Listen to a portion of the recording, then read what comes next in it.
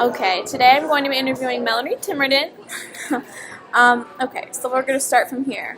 What is your professional title? I'm the Dean of the Jenner School of Business and a Professor of Business. And at what institution do you work at? I work at Mount Vernon Nazarene University. Okay, now is that a public or private institution? MVNU is a private institution. Awesome. Okay, so do you want to go ahead and describe some of Okay, so can you describe your job for me?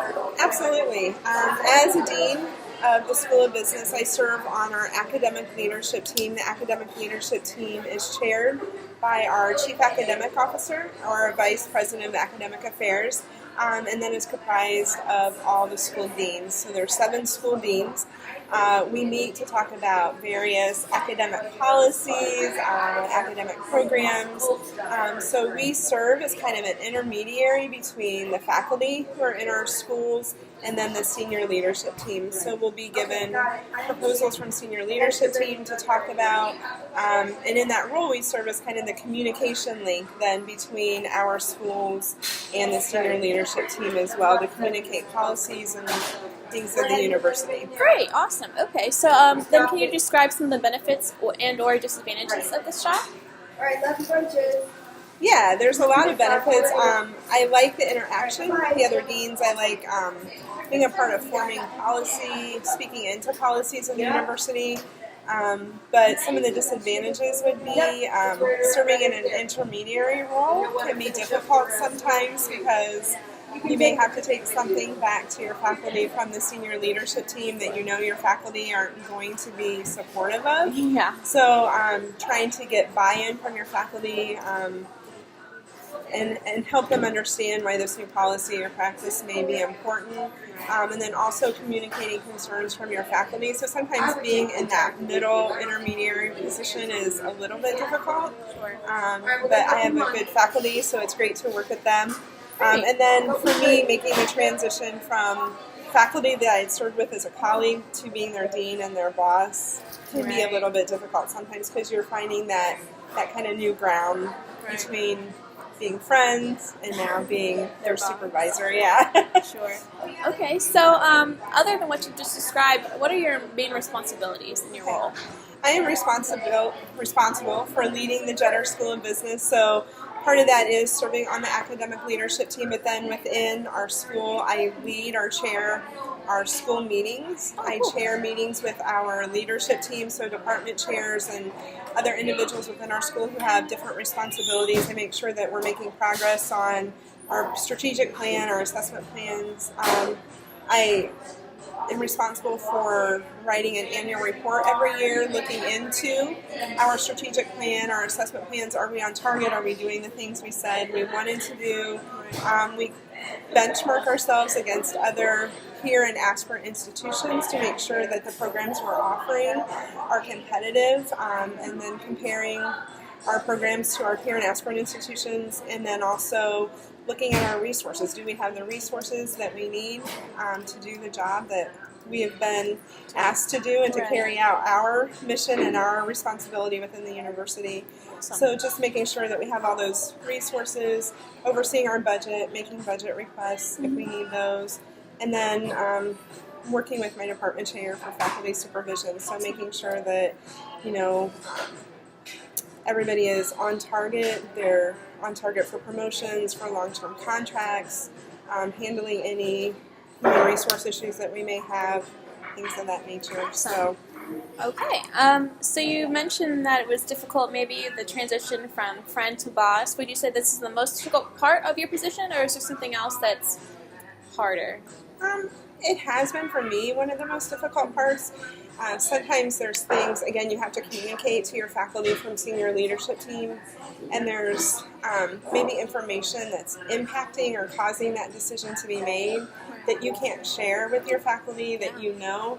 And when these people were my friends, and I used to kind of go to them and share and vent and talk to them about different things, and now there's things I just have to ask them to trust me. And that, there's a conversation that we can't have that I'm sharing with them the information that I can. Right. So that's been different. Sometimes it's a little lonely because you can't so you can't share information with them, and so I kind of keep to myself maybe a little bit more now than I used to, because I don't want to. So that feels different than your previous position. Yeah. Okay, so was it difficult for you to come to this position? Yes and no. I spent a lot of time, I think, being groomed for this position. I was the director or Title IX coordinator for almost 6 years.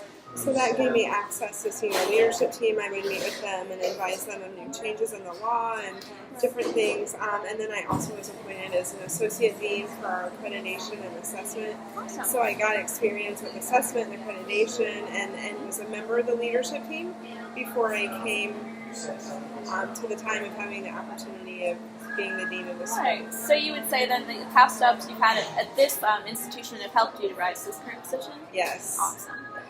Now, before that, before you came to this institution, what jobs led to this, would you say? Okay. Professionally, I worked as an assistant prosecuting attorney and as an assistant law director. So while I was doing that, I was also teaching part-time, so I had some teaching experience before I came to Mount Vernon. So I think those jobs helped prepare me professionally to move into this role, because there was some leadership aspects to those jobs. You kind of got a little bit of a thick skin. You learn to think very critically and analytically. So I learned how to frame arguments based on facts and data. You learn how to understand counter arguments and how to marshal facts and data to help you kind of defeat or get around those counter arguments or some of the weaknesses in those counter arguments. So I would say my previous jobs really helped prepare me for this role. Now, you said Mount Vernon Nazarene is a Nazarene institution. Yes. Had you always worked at Nazarene institutions, or have you taught somewhere else before that? No, teaching-wise, I've always taught for Mount Vernon. So when I was adjuncting for them. But I worked in the public sector professionally. So this is my first stint there, but this is the only institution of higher education that I've worked at as well. So. And is this aspect something that makes the position more appealing to you, or not? Yeah, for the most part. I attended Mount Vernon Nazarene University as an undergrad. Really believe in the mission of Christian higher education.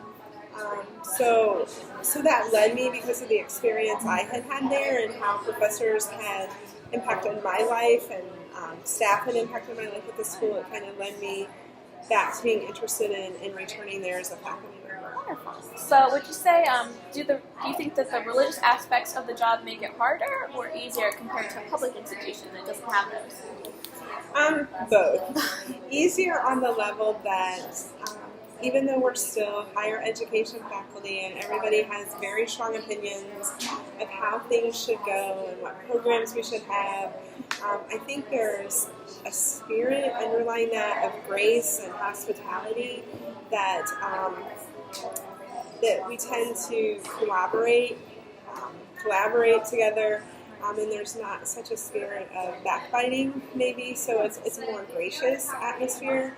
But it's also difficult from the perspective that some of the beliefs of the Church of the Nazarene and Mount Vernon Nazarene University conflict with some of the beliefs, obviously, in the secular world, in a kind of culture today. So issues like transgender students, how we address that issue.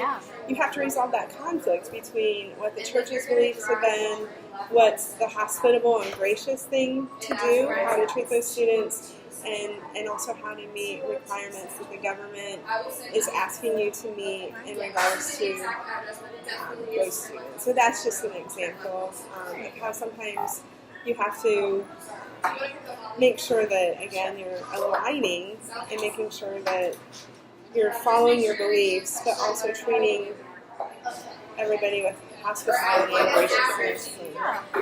Now, has that happened to you personally, where you've had to deal with a transgender student maybe, or is it just the university that you're having to deal with that? Yeah, I haven't personally, but it's just the university preparing to deal with that issue. Had that happen yet? there's one transgender student on campus that I know of. So there's been some wonderful discussions with student life. Awesome. And yeah, so. Cool.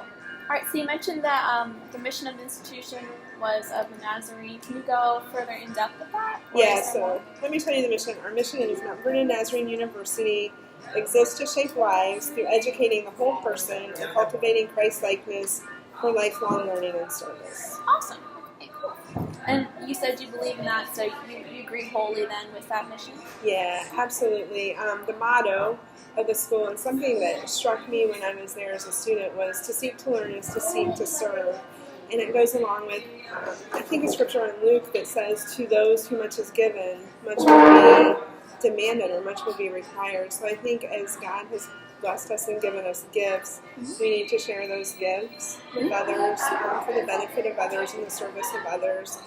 And it also really aligns well with something the dean of the law school that I attended would share with us, that he said, you know, starting on your journey as attorneys is committing to be lifelong learners, committing to use that knowledge then to serve. So I think that that's really, really important. Awesome. So do you feel rewarded in your position then?